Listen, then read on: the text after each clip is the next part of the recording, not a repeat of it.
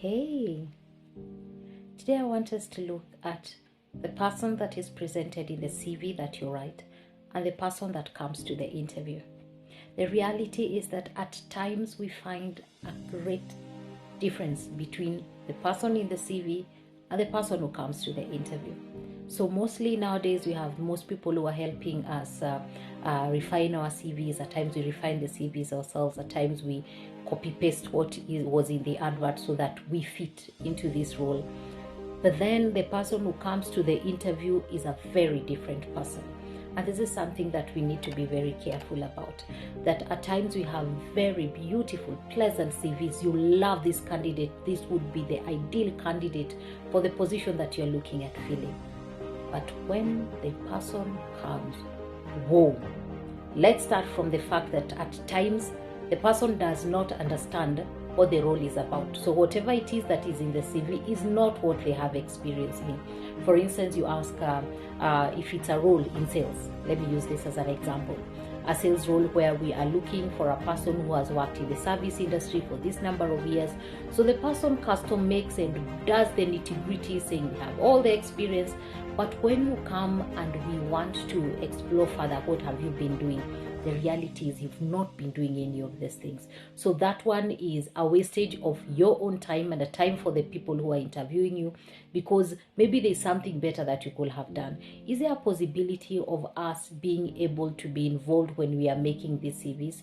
Don't just go and get your CV fixed in order to get a job and you're not able to run with it till the end. So if it's a job that you want to apply for, you need to be able to understand what is the job about, then fine-tune your CV to fit into that. If there is a need, if there's something that maybe you are not, previously you had not put that you are doing, then make sure that all the things are put there. Then when you come for the interview, make sure that you're able to give exactly that. So when you come for the interview, as you are presenting yourselves, once you walk into that door, or if it is an online interview, the very first few seconds will determine the chances of you coming through. Let me look at it in this manner. At times there are organizations that are very keen in the way you dress. For instance, you're working in a startup where the way you dress is not a major issue, and you're applying for a job maybe in an organization that is very keen in terms of the way you dress. So it's important for you to check, how are the people in that, how do they dress? If I come, let's say, in jeans and just a casual shirt, is it okay? If I come in a mini skirt or a dress, would that have an impact on the results of the interview? So the way you dress, the way you present yourself, you need to be very presentable in a way that you will feel accepted, or you will align with the culture of the organization. At times you find, for instance, if it's an opportunity where you're looking for, let's say, a person in the technical field, it is important for you to, just look for something semi-casual that you can come with. You can't come with a jacket the way you are riding your motorbike, and some of us would almost come with an overall to show that you do this job. Presentation is very important.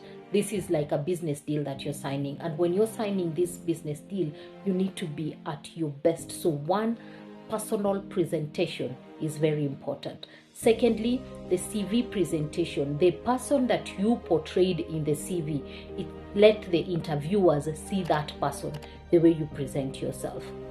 And as I'd mentioned in a previous